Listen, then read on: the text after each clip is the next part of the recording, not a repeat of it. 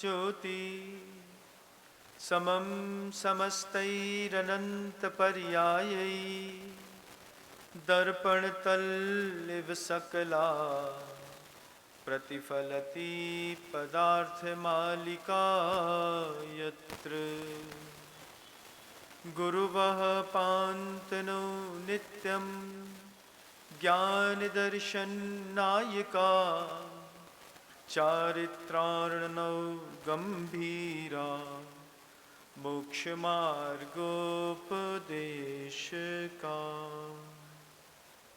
अहिंसा परमो धर्म की परम पूज्य आचार्य भगवंत गुरुदेव श्री विद्यासागर जी महाराज के, वर्तमान आचार्य परमेष्ठी गुरुदेव श्री समय सागर जी महाराज के, समस्त मुनि संघ की,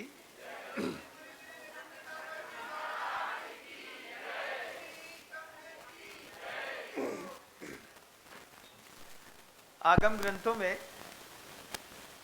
एक कारिका आती है बंधु, शरणावती लेस्या इंदी वसदाय अठ रुद्दाणी नाणम च दुप उत्तम मोहो पावप पदा होदी।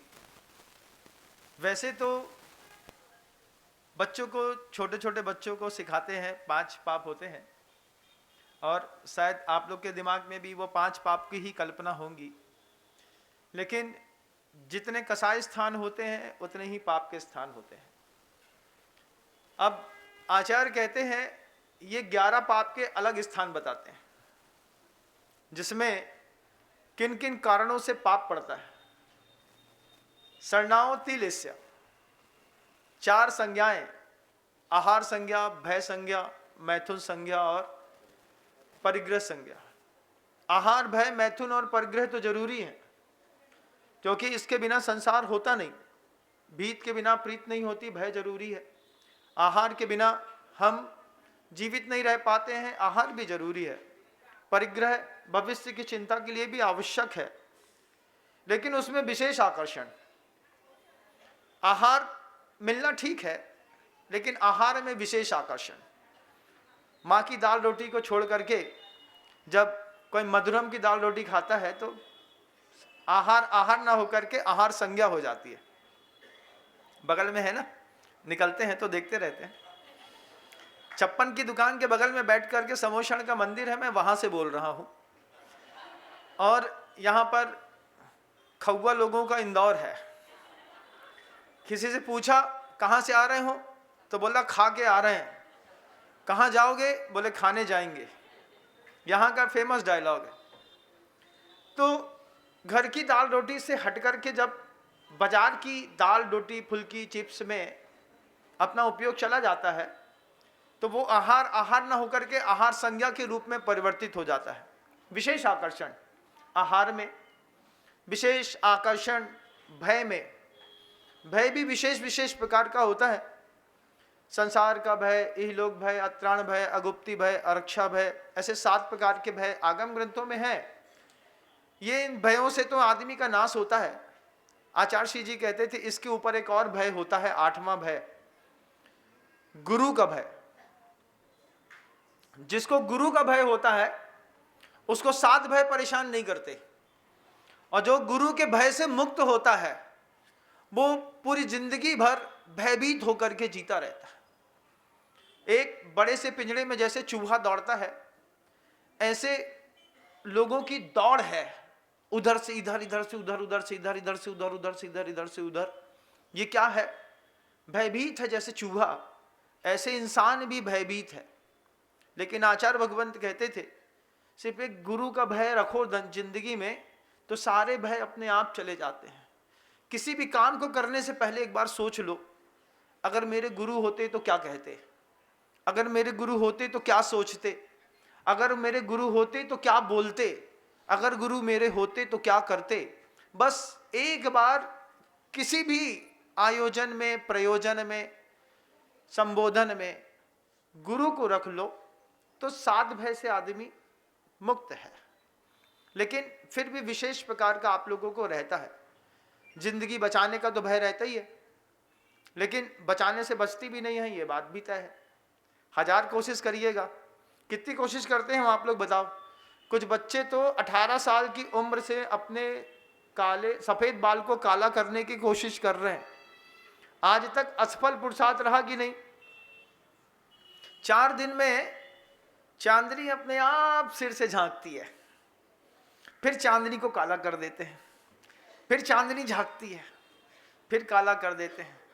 एक अपने आप से जो एक असंतुष्टि का स्वयं के प्रति जो वातावरण है, हम दुनिया में किसी और व्यक्ति से असंतुष्ट हों तो अलग बात है, लेकिन जब आईना देखते हैं तो अपने आप से भी बहुत ज़्यादा असंतुष्ट रहते हैं अपन।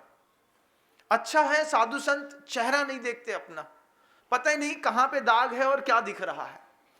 आप लोग चेहरा देखते होंगे, साफ सुथरा कांच होगा, उसके सामने 2 ऐसे बल्ब जलते होंगे, बल्ब की पूरी लाइट तुम्हारे चेहरे में दिखती होगी, उसमें से कांच में तुम बिल्कुल झगमग झगमग करते देखते होगे। लेकिन ज़्यादा सफ़ेदी भी अच्छी नहीं होती। सफ़ेद चेहरे पे एक सफ़ेद दाग निकल जाए, थोड़ा एक्स्ट्रा सफ़ेद कैसा लगता है, बुरा लगता है कि नहीं। फिर जब नहा धो करके साफ सुथरे होकर के कमरे से बाहर निकलो और ड्रेसिंग टेबल में सामने खड़े होकर के 1 मिनट तक अपने आप को देखो। जिस वक्त आपने अपने चेहरे पर कोई भी कॉस्मेटिक नहीं लगाया है, 1 मिनट तक देखोगे ना तो खुद का मोरल डाउन हो जाएगा। लगेगा अपनी तो संसार में कछु कीमत ही नहीं है। का है इते दाग इते दाग इते दाग इते दाग इते दाग इते दाग इते दाग क्या करें। फिर उसमें पेंट पुट्टी होती है, पहले प्राइमर लगाएंगे, फिर एक और लगाएंगे, फिर एक डिस्टेम्पर लगाएंगे, उसके ऊपर एक कलर करेंगे, फिर एक कलर करेंगे। 7-8 कोट होने के बाद आपको सेटिस्फेक्शन मिलता है। किस बात का? अब ठीक है, अब अपने आप को आईने में सह सकते हैं। मतलब आप अपने चेहरे को आईने के सामने सह नहीं पा रहे हैं। कितना मानसिक रूप से स्वयं के साथ की गई एक हिंसा है। जो भयभीत रहते हैं, ज़्यादा देर तक अपना चेहरा नहीं देखना, काहे जितनी बुराइयां हैं सब चेहरा में दिखने लगे। तो जब ज़्यादा देखते हैं तो फिर वो भय न रह करके संज्ञा में परिवर्तित हो जाता है, पाप कर्म का बंद करता है। आचार्य कह रहे हैं सन्नावती लेस्या, आहार संज्ञा, भय संज्ञा, मैथुन संज्ञा। मैथुन संज्ञा का भी अपना एक संवाद अनादिकाल से चला आया है। बिना विवाह के गृहस्थ धर्म चलता नहीं, और गृहस्थ धर्म वासना के लिए बसाया जाता नहीं। जितने भी राजा महाराजा रहते थे, सारे के सारे राजा महाराजा जितने भी रहते थे, वे राजा महाराजाओं की एक पटरानी रहती थी, उसके बाद और भी रानियां रहती थी। तो राजा को जब राजपुत्र पैदा करना होता था, तभी वो पटरानी के साथ देव की आज्ञा लेकर के ज्योतिष से पूछ करके और अपनी धातुओं का संशोधन करके दाम्पत्य की क्रियाएं करता था और एक योद्धा संतान पैदा करता था। बाकी समय में अन्य रानियां रहती थी मन को भावित करने के लिए, लेकिन महारानी की एक महासाधना रहती थी। आपको जो काम शब्द सुनते साथ ही एक सेक्सुअल अट्रैक्शन के ऊपर जो दिमाग जाता है, इसके पीछे के संवाद हैं। भगवान महावीर स्वामी का जन्म भी उसी दाम्पत्य पुरुषार्थ का फल है और आदिनाथ का भी, गुरुदेव भी, आप भी और मैं भी। अगर दाम्पत्य जीवन ना हो, गृहस्थ जीवन ना हो, तो साधु संत तो दिखना ही मुश्किल हो जाएंगे ना।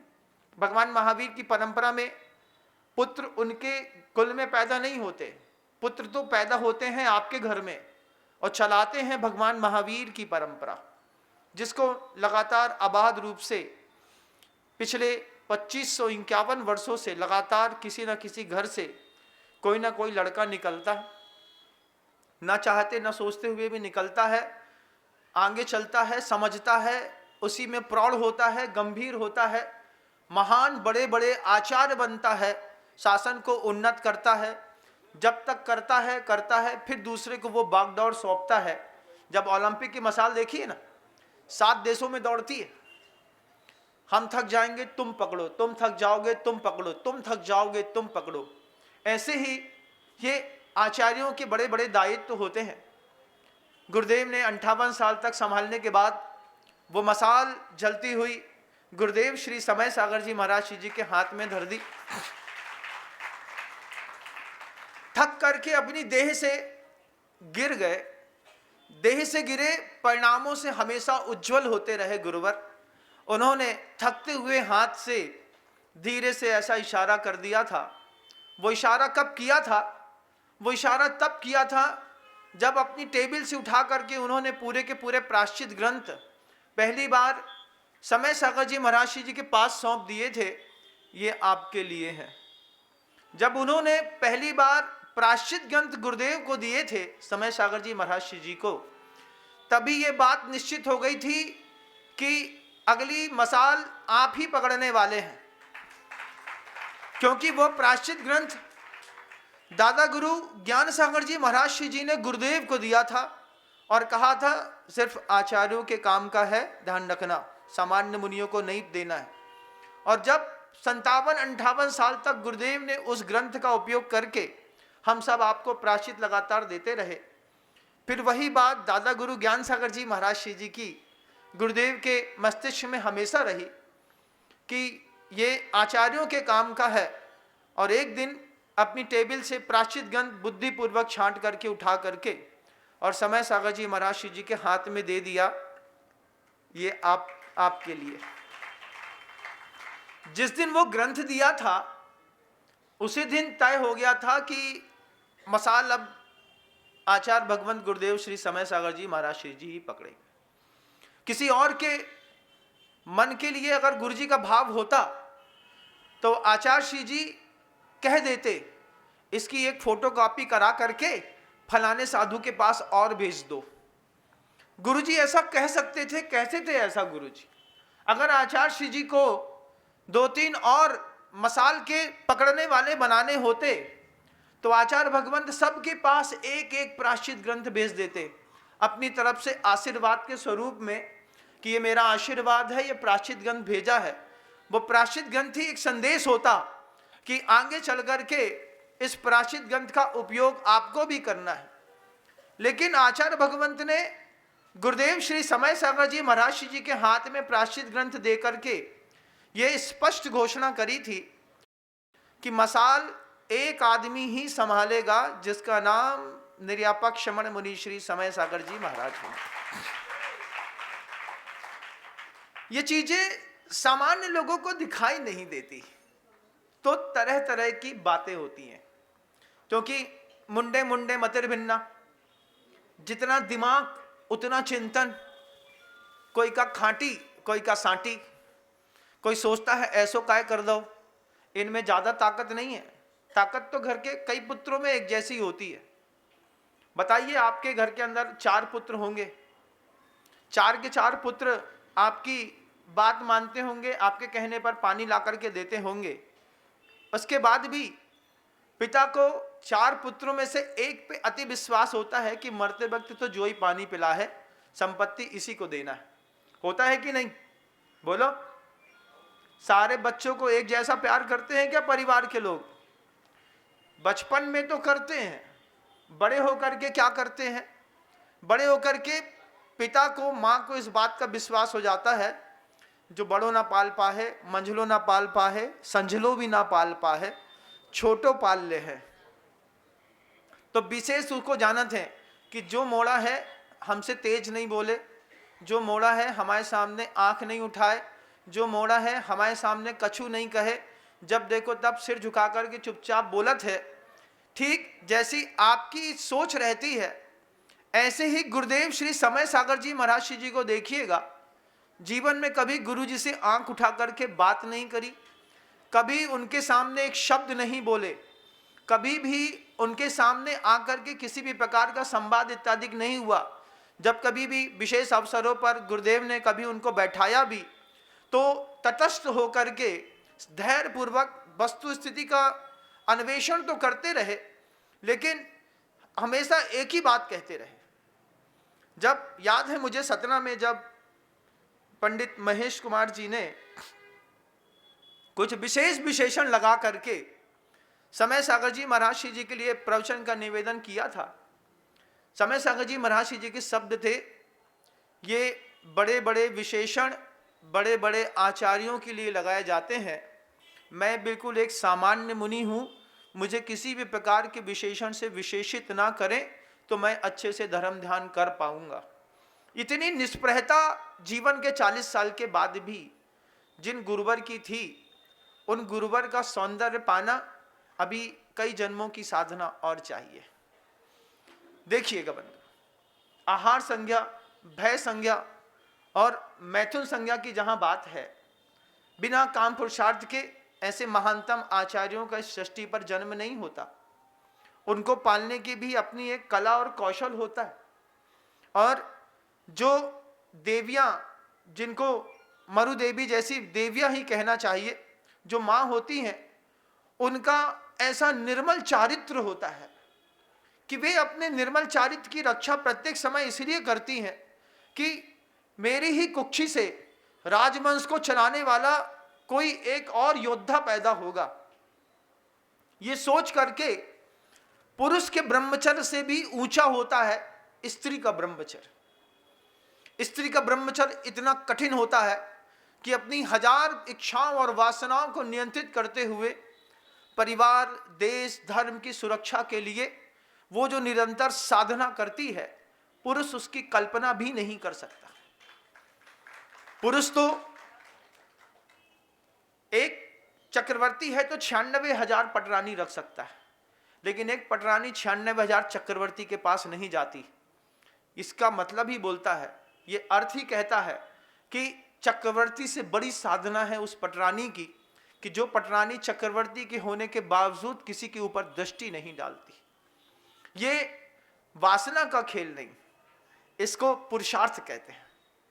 अर्थ पुरुषार्थ, धर्म पुरुषार्थ, मोक्ष पुरुषार्थ और काम पुरुषार्थ में दाम्पत्य जीवन के वैभव को पुरुषार्थ संज्ञा दी है। लेकिन जब ये वासना में परिवर्तित होता है, जब अनंग क्रीड़ाओं में जाता है, जब विशेष प्रकार की हाव भाव के साथ आदमी को लगातार कैरेक्टर लेस किया जाता है, तब जाकर के ये पाप बंध का कारण बनता है।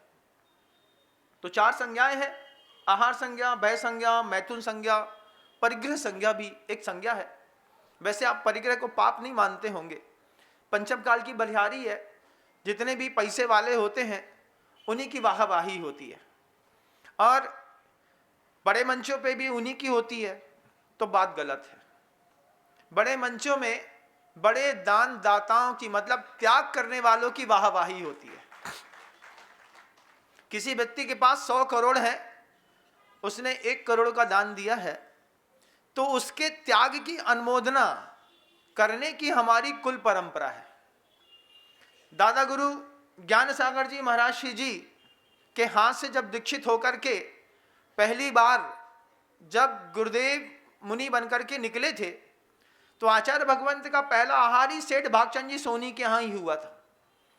कुछ लोग है जब ऐसा कहते हैं कि ये तो सिर्फ बड़े बड़े लोगों के घर में जाते हैं, हमारे यहाँ की कुल परंपरा है, हम क्या करें।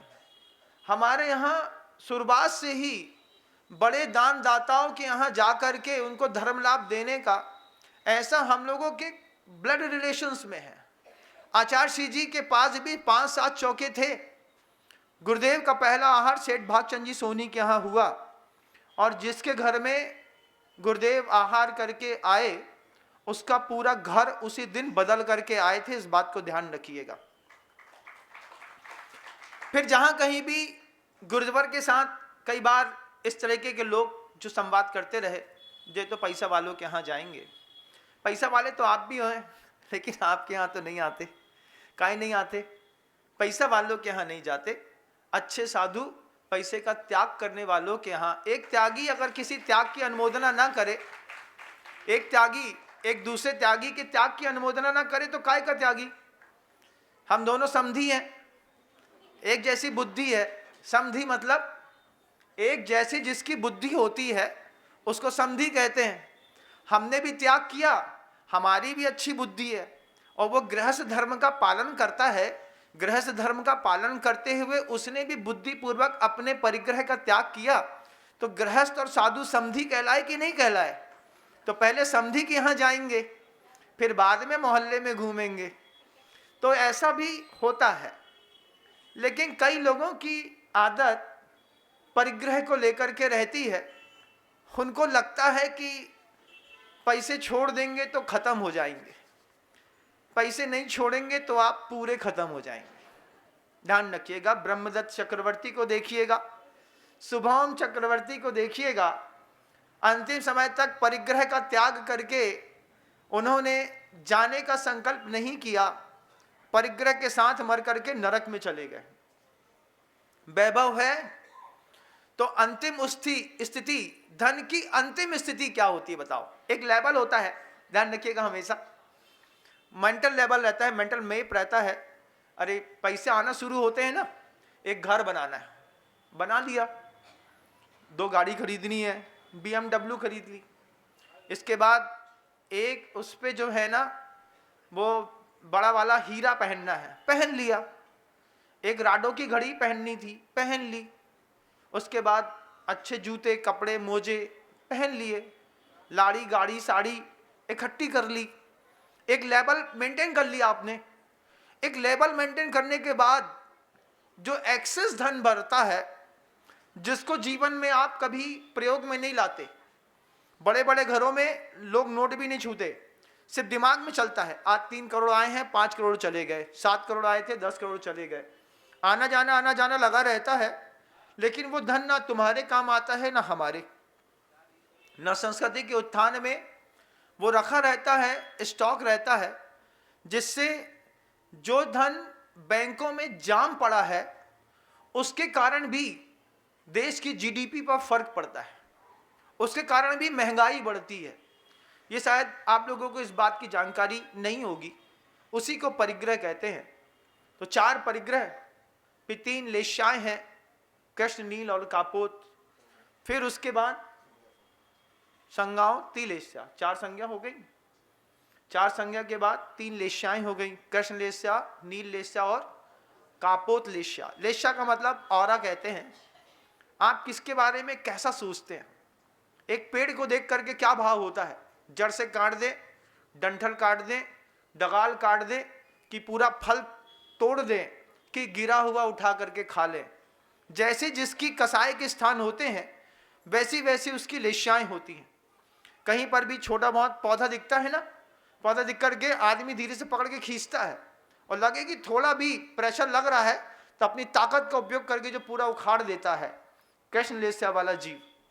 उसकी डगाल काटने वाला नील लेस्या वाला जीव, उसका फल खींच करके तोड़ने वाला कसाय के साथ कापोत लेस्या वाला जीव, नीचे पड़े हुए फल खा करके सहजता पूर्वक ले लेने वाले पीत पद्म और शुक्ल लेस्या वाले पुरुष कहे जाते हैं। 3 लेश्याएं पाप बंध का कारण है। तो 4 और 3 7 हो गए। इंद्री वसदा या अठरुद्धानी, आर्त ध्यान और रौद्र ध्यान, और इंद्रियों का वश में नहीं होना, ये सब तो आप लोगों ने, कई लोगों ने सुना भी है, कई लोगों ने नहीं भी सुना है। लेकिन इसके बाद एक शब्द ऐसा गहरा है जिसका गुरुजी हमेशा प्रयोग करते थे, नानम चदुपउत्तम, ज्ञान का दुरुपयोग। ज्ञान का दुरुपयोग किस चीज में? आर्टिफिशियल इंटेलिजेंस जो आज चल रहा है, आर्टिफिशियल इंटेलिजेंस लगातार जो आपके यूज करने पर अपडेट होता है। आप जितनी बार आर्टिफिशियल इंटेलिजेंस से कुछ पूछते हैं उतनी बार उसकी ताकत बढ़ती है, और उसकी ताकत बढ़ते बढ़ते बढ़ते आज इतनी बढ़ गई है कि वो आपकी कामनाओं को पकड़ने की कला जानता है। सोचो, हम कुछ सोच रहे हैं, हम कुछ बोल रहे हैं, और वो हमको एंड्रॉइड पर दिखा रहा है, तो उसने हमारा भोजन बदल दिया। घर के अंदर बचपन में क्या खाते थे और आज क्या खाने लगे? कचरिया खाते होंगे घर के अंदर, है, दूसरी पापड़ खाते थे, अचार खाते थे, चटनी खाते थे, दुनिया भर की चीजें घर के अंदर बन जाती थी। एक आध चीजें बाहर की अगर बाजार की आती थी तो घर की थाली में रख करके किनारे में अलग से रखी जाती थी। आजकल किनारे में अलग से रोटी रखी जाती है घर की, और थाली में पूरा का पूरा आइटम बाजार का रहता है। आप एक बार सोचिएगा, कि कितने ऐसे पदार्थ हैं जो आप रेडी टू ईट खाते हैं। एक थाली में अपने घर के अंदर टमाटर सॉस है, चिली सॉस है, अचार है, पापड़ है, नमकीन है, आपके पास नमक है, जीरा वन है। इसमें आपने, आपके घर वालों ने कुछ भी नहीं बनाया, बाहर से लाए, ला करके खाया पिया और खत्म कर दिया। ये क्या था? ये ज्ञान के दुरुपयोग के कारण लगातार आप अपनी एक संस्कृति को भूलते चले गए। आचार्य भगवंत कहते हैं इस बात को, आदमी की हत्या, आदमी को हत्या लगती है, लेकिन एक कला और संस्कृति की हत्या किसी को हत्या नहीं लगती। जब एक भोजन मिट गया, खकरिया, पपड़िया, लटका, लचका, लपटा, कढ़ी, छाछ, औरिया, ये सब बनाना भूल गए। नई बहू को बुला लो, उससे पूछ लो एक बार, जब कभी भी लड़की देखने जाओ तो पूछना पड़ता है। क्या पूछना पड़ता महाराज? कितो पढ़ी भाई तुम? कछु फर्क नहीं पड़े।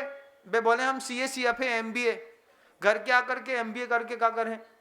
मौनी से पूछो, मौनी से पूछो, जो बहू देखने जा रहे हो ना घर में, दूसरे के घर में गए, उनसे पूछो, बेटी 5 किलो शक्कर है, 5 किलो शक्कर की एक तार की चाशनी बनानी है। एक तार की चाशनी समझते हो? समझते होगे? एक तार, 2 तार, 3 तार की चाशनी। कई महिलाओं को तो जो भी नहीं पता हुई है कि 1 तार, 2 तार, 3 तार का होता है। कछु नहीं, शक्कर में पानी डालो, घोंटो और उनमें रसगुल्ला डाल दे। वे रसगुल्ला अलग और चाशनी अलग दिखत है। तो पूछो बच्ची से, बेटी 5 किलो शक्कर है, उसमें 1 तार की चाशनी बनानी है, तो बस इतना बताओ कि 5 किलो शक्कर को गलाने में उसमें कितना पानी डालना पड़ेगा। बच्ची कितना बोलेगी? 5 किलो में कितना? बच्ची बोलेगी 5 लीटर्स। फिर नहीं नहीं नहीं, ऐसा देखेगी, मम्मा धीरे से इशारा करेगी ऐसा, तो बोले नहीं नहीं 4 लीटर्स, 4 लीटर्स। अब 5 किलो शक्कर में कोई बच्ची 4 किलो पानी डाल दे तो शाम तक चाशनी नहीं बनने वाली है, क्योंकि शक्कर खुद लिक्विड होती है। उसमें 1-1.5 गिलास पानी डाल दिया, आधा गिलास, पौन गिलास पानी डाला, और पानी और शक्कर आपस में घुलते घुलते अपने आप चाशनी बन जाती है। थोड़ा गर्म किया, खरे खरे ताव में रसगुल्ले डाले, अंदर तक सोख करके गर्म गुलाब जामुन हाथ के अंदर उपस्थित है। तो आजकल के जमाने के जो जनरेशन के लोग हैं, ये हल्दीराम का तो खा लेंगे, लेकिन घर में बोले थोड़ी बना के दिखा दो तो बोले इसके लिए पैदा नहीं हुए। आर्टिफिशियल इंटेलिजेंस का जमाना है, ज्ञान का दुरुपयोग है। इस 2025 में हम एक नई शुरुआत करते हैं। आज तक हमने बाजार में जो पाप किया तो किया, हमने उस सारे पाप तुम्हारे माफ किए। महाराज जी आप कौन? हम एजेंट हैं बड़ी कंपनी के, हमको परमिशन है, किसी के पाप को पुण्य में बदलने की कला हमको हमारे गुरु ने दी है। तो जब बड़ी कंपनी का काम करते हैं, तो जैसे अंगद गया था ना रावण की सभा में, तो रामचंद्र जी ने थोड़ी कहा था कि तुम इतनी बड़ी बात कह देना, लेकिन अंगद को अपने प्रभु पे और अपनी शक्ति पे विश्वास था। अंगद ने क्या गजब की बात कही थी रावण से। रावण ने कहा ये बंदरा आ गया ऐसे ही, तो अंगद ने बोलता है चल हट, तू क्या मेरे प्रभु से बात करेगा, उनसे लड़ेगा? तू तो मेरा पैर ही हिला दे तो हमने माता सीता छोड़ी। इतनी बड़ी बात अंगद ने कैसे गजब से कही होगी, सोचिएगा। सोचिए आप, लंकेश है, लंकाधिपति है, सोने की लंका है, उसके पूरे महल में जा करके एक अदना सा अंगद वहां पर पहुंच करके लंकेश को चुनौती देता है, और चुनौती देकर के लंकेश से कहता है ये बंदरा भेजा है, ये बंदर भेजा है राम ने सीता को पता करने के लिए। अंगद को गुस्सा आई। अंगद ने क्या प्यार से कहा था कि याद है कि नहीं, चल हट, तू क्या प्रभु श्री राम से विवाद करेगा और बहस करेगा और युद्ध करेगा? तू मेरा पैर ही हिला देगा तो हमने माता सीता तेरे लिए छोड़ी। और अंगद ने एक पैर आगे कर दिया।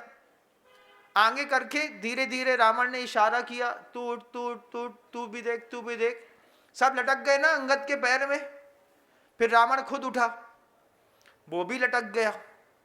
तब जैसे ही रावण नीचे झुका और अंगद का पैर पकड़ा, अंगद ने रावण का मुकुट उठा करके वहां से फेंका, तो वो मुकुट राम और विभीषण के बीच में जाकर के गिरा। रावण देखता रह गया। विभीषण ने वहां पर रावण का मुकुट उठाया और मुकुट उठा करके विभीषण राम से कहता है कि राम, ये लंकेश का मुकुट है।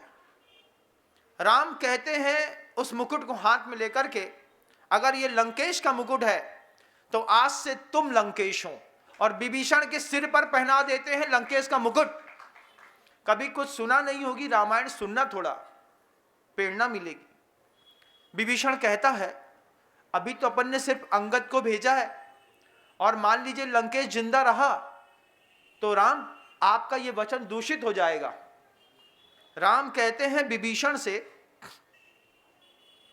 मेरे अगर लंकेश जिंदा रहा तो लंका का राजा तो रावण कहलाएगा, मेरे भरत को राज्य का लोभ नहीं है, ये मुकुट पहनाया है तुम अयोध्या के राजा कहलाओगे, लेकिन हमने तुमको राजा बनाया है तो तुम राजा बनोगे। ये इधर का संवाद था, लेकिन रावण की सभा में अंगद का क्या संवाद था? रावण की सभा में अंगद का संवाद था, तुम मेरा पैर हिला दे, हमने तेरे माफ किए। तब रावण और सबने पूछा कि इतनी ताकत तुम्हारे अंदर कहां से आई? तो बोले भक्ति, गुरु भक्ति संजमेण तरंति संसार सायरम घोरम छिन्नंति अट्ठ कम्मम जम्मम मरणम न पावेंती। अंगद कहता है गुरु की भक्ति कुछ भी करा सकती है। ठीक ऐसे ही आप सबकी सभा में मैं आप सबके पाप माफ करता हूं। क्यों? क्योंकि बड़ी कंपनी का एजेंट है अपन। बड़ी कंपनी का एजेंट है तो फिर बड़े काम करेगा। तो फिर क्या करते हैं, स्वस्थ जीवन शैली के लिए इस 2025 में संकल्प करते हैं कि बाजार का भोजन नहीं करेंगे। दिक्कत हो जाएगी महाराज, क्योंकि पत्नी से मनाते ही नहीं बनता है, और आप कहते बाजार का भोजन नहीं करेंगे तो बाबा जी बनेंगे क्या? चलो ठीक है, तो फिर आचार्य श्री जी के जो 7 स्टार रूल्स है, इस 2025 के 1 जनवरी को अपन उसमें जीने का प्रयास करते हैं, जिस पर गुरुदेव कहते थे कि अगर जिंदगी बदलनी हो तो सबसे पहले स्वस्थ तन की व्यवस्था बनाओ। स्वस्थ तन हो, स्वस्थ मन हो और स्वस्थ वचन हो। इतना नियम ले लो, गाली नहीं देंगे। वचन की स्वस्थता तो निश्चित करो। इतना नियम लो इस 1 जनवरी के दिन कि किसी के बारे में शुरुआत में बुरा नहीं सोचेंगे। कोई गलत करेगा तो भले हम गलत सोच लें, शुरुआत हम नहीं करेंगे। स्वस्थ मन, स्वस्थ वचन, स्वस्थ तन। स्वस्थ तन को समझने वाले लोग इस भोजन की कीमत भी समझेंगे कि आर्टिफिशियल इंटेलिजेंस आपको लगातार नए प्रकार के व्यंजन मार्केट में प्रोवाइड करा रहा है। जिन व्यंजनों को, कितने सारे ऐसे लोग हैं जिनने अभी तक आज तक जीवन में मोमोज नहीं खाया, एक बार बताओ हमको। देखो कितने उसमें मैं भी शामिल हूं, मोमोज नहीं खाई हमने, लेकिन मार्केट में आ गया ना, मार्केट में लोग मोमोज खाते हैं।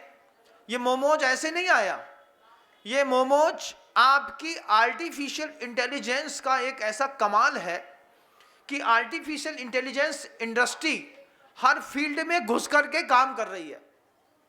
स्वस्थ तन, स्वस्थ मन, स्वस्थ वचन, एक चौथा और जबरदस्त स्वस्थ वतन कि हम देश के साथ गद्दारी नहीं करेंगे। देश के साथ गद्दारी नहीं करने वाले भी इस 2025 को अपना एक सौभाग्य मान सकते हैं, क्योंकि जब 26 जनवरी आती है तभी आपको तिरंगा और झंडा दिखाई देता है, लेकिन जापान में जाकर के देखिएगा 365 दिन वहां के रहने वाले को अपने राष्ट्र के ध्वज की कीमत और राष्ट्र की कीमत पता रहती है।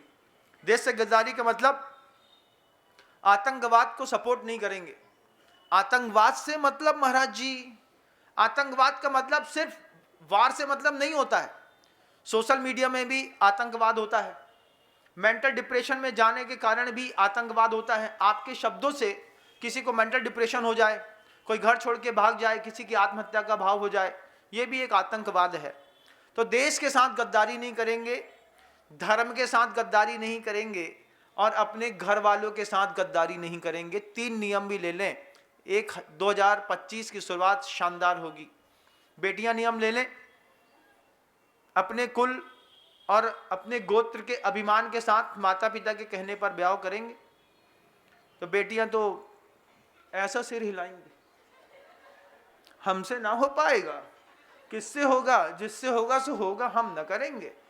लड़कियां क्या कहती हैं, डायलॉग्स देखिएगा, जैन समाज में लड़के हैं ही कहां महाराज, लड़का तो उसके यहां देखो क्या बल्ले शल्ले बना करके घूमता है, एक नंबर का गिरा हुआ इंसान, कुछ नहीं है घर के अंदर, झोपड़पट्टी, एक बुलेट खरीद ली, 4 ईटा लेकर के अप एंड डाउन किए, बल्ले शल्ले बना लिए, एक पतली वाली शर्ट पहनी, अंदर से बनियान नहीं पहनी, 4-6 कट्स दिखे नहीं कि घर की मोड़ी गई काम से। इसका कमाल होता है बंधुओं। ये जितने भी लोग जिम में जाकर के लड़के या लड़कियां फिजिक बनाते हैं, ये क्या स्वस्थ रहने के लिए बनाते हैं? आप बताओ, कोई लड़का जिम जा रहा है तो क्या अपनी फिजिक को मेंटेन करने के लिए, स्वस्थ बनाने के लिए? बिल्कुल नहीं। दिखावे की दुनिया है। इस दिखावे की दुनिया से आंख खोल करके अपने परिवार को बचाने की कवायद करिए। 2025 है, हो सकता है आपकी बच्ची 18 साल की हो गई हो और उसका पिछले 3 साल से किसी से अफेयर चल रहा हो और इसी साल वो किसी के साथ खिसकने वाली हो, तो control yourself. Control yourself कैसे, how can to be possible, कैसे इंप्लीमेंट किया जा सकता है? आप देखिए कि आपके घर की बच्ची किसी मांसाहारी व्यक्ति से संबंध बना करके उसके साथ रहना चाहती है। बहुत सारे माता पिता जब ये संवाद को सुन रहे हैं, वो ये भी जान रहे होंगे कि हमारी बच्ची के साथ ऐसा घट रहा है। हमारे घर की जवान समृद्ध बेटियां एक मांसाहारी व्यक्ति को अपना पति बनाना चाहती है। एक बार पूछिए कि हमसे गलती कहां हो गई, आपकी परवरिश में कहां पे गलती थी कि आपकी बच्ची किसी मांसाहारी लड़के के साथ चली गई? उसकी जड़ दिखाता हूं, देखने का प्रयास करिए, समझ जाए तो समझने का प्रयास करिएगा। 2025 की शुरुआत है, 1 जनवरी है।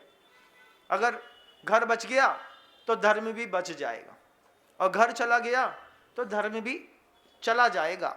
आप सोचिए, कभी आपने किसी ढाबे पे खाना खाया होगा जहां पर किनारे पर अंडा रखा होगा, लेकिन आपको भूख लगी होगी, वो ढाबा फेमस होगा कि इस ढाबे का बैगन का भरता या इस ढाबे की नान रोटी या इस ढाबे का पनीर बहुत अच्छा बनता है। आपने खाया होगा, किनारे पर अंडा रखा होगा, आपके बच्चे की आंख में नॉनवेज देखने की आदत लगी होगी, पहली शुरुआत। फिर अभी आप कितने सारे ऐसे लोग हैं जो वेज नॉन वेज होटल में कंबाइंड रहता है। जब आप फॉरेन जाते हैं घूमने के लिए तो क्या इतना टाइम रहता है आपके पास कि छांट ले? अरे नहीं महाराज जी, नॉनवेज होटल में हम सलाद खा करके काम चला लेते हैं। धर्मात्मा न समझिए अपने आप को। ये वो दुनिया है कि पहले सबसे बड़ी बात, जब नजरों का पाप मर जाता है ना, जब आंखों से मांस देखने की आदत पड़ जाती है तो फिर उसको इम्प्लीमेंट करने में ज़्यादा टाइम नहीं लगता। ये बात आर्टिफिशियल इंटेलिजेंस की कंपनियां इतने अच्छे से जानती हैं कि मार्केट में वो प्रोडक्ट अवेलेबल हो या ना हो, लेकिन लगातार आपके मोबाइल में मांसाहारी खाद्य पदार्थों के व्यंजन को बनाने, खाने, दिखाने, तलने की टेक्निक्स वो लगातार दिखा करके आपकी आंख में मांसाहार स्थापित कर रहे हैं। नजर में आया हुआ मांस, एक बार नजर मर गई, अब कटती हुई मछली को देखने में आपको आनंद आता होगा। कैसे काटते हैं, कैसे छीलते हैं, कैसे बनाते हैं, कैसे क्या करते हैं, चिकन कैसे बनाते हैं, ये ऐसा कैसे करते हैं, ये कैसे बनाते हैं। आपने अगर देखने की आदत डाली है ना, तो आपकी नजरों से पाप मर गया। अब ये नजरों से जो मर गया ना, अब इसको जीवन में आने में ज़्यादा टाइम नहीं है। शुरुआत आप लोगों ने करी होगी कहीं ना कहीं कि हमने अपने बच्चों को ले जा करके नॉन वेजिटेरियन होटल में वेज खा करके आए होंगे। कितने सारे जैन समाज के ऐसे लोग हैं जो नॉनवेज होटल में वेज खा करके चले आते हैं। क्यों? 5 स्टार रैंकिंग की होटल है, अब वहाँ पे जाएंगे महाराज जी तो ये सब तो होता ही रहता है। तो ये कह करके अगर आपने अपने बच्चों के साथ नॉनवेज होटल में गए हैं और फिर धीरे से आपकी बच्ची किसी नॉन वेजिटेरियन के साथ जा रही है, तो इसकी प्राथमिक शुरुआत माता पिता ने उसको नॉनवेज होटल में ले जा करके करी है। इस 2025 के पहले दिन पूरी दुनिया का जैन समाज इस बात का संकल्प करे कि कुछ भी हो जाए, हम अपने बच्चों को कभी भी नॉनवेज होटल में ले जा करके वेज नहीं खिलाएंगे। अगर ये संकल्प भी करेंगे, उम्मीद है जवान बेटियां बच जाएंगी। मेरे कमरे में करंट अफेयर्स रखी हुई है, न्यूज एंड इवेंट्स की बहुत सारी बुक्स, प्रतियोगिता दर्पण, सब चीज़ें। यूपीएससी का जितना भी फर्स्ट इंप्रेशन रहता है वो मैं एवरी मंथ पढ़ता हूँ, क्योंकि भले मैं कलेक्टर बनूँ या ना बनूँ, लेकिन कलेक्टर का दिमाग तो रखना पड़ता है ना। उसमें लिखा है डिक्टेशनशिप का एक जो अपना होता है, तो जो जासूस होते हैं, पहले क्या होता था, अभी यूपीएससी की उसमें पढ़ के आया हूं मैं, उसमें लिखा है कि पहले जब लड़का और लड़की के संबंध होते थे तो लड़के लड़की के संबंध में लड़की वाला जासूसी करता था लड़के की, किस बात के लिए, कि जो लड़का दारू तो नहीं पिए, जो लड़का के अच्छे संबंध तो बुरे संबंध तो नहीं है, जो लड़का सिगरेट तो नहीं पिए, जो जुआ तो नहीं खेले, घर में कोई कर्जा तो नहीं है। आज की रिपोर्ट बताती है कि अब लड़के वाले लड़की की जासूसी करके चेक कर रहे हैं कि ये लड़की दारू तो नहीं पीती, ये लड़की सिगरेट तो नहीं पीती, ये लड़की के किसी से साथ असंवैधानिक संबंध तो नहीं है। इस तरीके की जासूसी में 91% लोगों के वहां पर जाकर के फॉर्म सबमिट करके शादी करने के पहले पूरी रिकॉर्डिंग निकाल करके और आपके सामने धर दी जाती है। ये जो पलटा मारी है ना दुनिया, ये पलटा एक दिन में नहीं मारी, इसके लिए हमने आपने शुरुआत करी है बंधु। कैसे शुरुआत करी है? जब विदेश गए होगे, गोवा गए होगे, मनाली गए होगे, कश्मीर गए होगे, कहीं अकेले में अपनी वाइफ को लेकर के गए होगे। इंदौर का किस्सा है, 7 प्रतिमाधारी थी, उसकी माँ शादी होकर के बच्ची लेकर के आए। लड़का ये सोच करके कि ये तो गरीब घर की है, मिडिल क्लास की है, लेकिन संस्कारी, सुशील और सभ्य है, और विदेश लेकर के गया। वहां पर पहली बार अपनी वाइफ से खुद पूछा, कभी बियर पिए? नहीं पी। पिएगी? पाप है, एक बार पी के देख, पाप है। अब बड़े होटल में ले गए, खुद पति ने बियर खरीद करके लड़की को प्रोवाइड कराई, पिलाया। पिलाने के बाद अब हस्बैंड वाइफ है तो बच्चियां तो ऐसी होती है ना कि अब पति कुछ कहेगा तो मानना पड़ेगा। अब लड़की का घर में आलू प्याज का त्याग है, रात्रि भोजन का त्याग है, शादी के बाद खाना पड़ता है। कौन बिगाड़ रहा है? परिवार के लोग। उसमें भूमिका किसकी? पति की। फिर वो बियर पी करके 3 दिन लगातार उसको वो चीज प्रोवाइड कराई। आश्चर्य क्या मानेंगे, लौट के आने के बाद जो बेटी की मां की 7 प्रतिमा थी, वो बेटी घर की बरौनी से रोज वाइन बिलवा करके कमरे के अंदर पीती है। अब उससे पूछा कि ये लत कहां से लगी, जब उनके सास ससुर आकर के बोले कि महाराज जी ये बहू ऐसा कर रही है, इसकी मां की 7 प्रतिमा है, तो बहू कहती है ये शुरुआत किसने करी थी ये बताइए। हमने तो कभी पिया नहीं था, लेकिन आपने कभी प्रोवाइड कराया था। कि आपने लड़के से पूछो, ये लड़के तुम्हारे दारूखोर वहां पे जाकर के कितना पीते थे। इस तरीके का वातावरण अगर आपने बनाया है, आप अपने घर के अंदर बना रहे हैं या सोच रहे हैं, ध्यान रखिएगा आपकी जरा सी असावधानी के कारण पूरा का पूरा कुल बर्बाद होने के लिए चला जाएगा। अगर आपको लगता है कि इसमें भी बचाना चाहिए, अपने जीवन का सौंदर्य और विकसित करिएगा। गुरुदेव श्री विद्यासागर जी महाराज।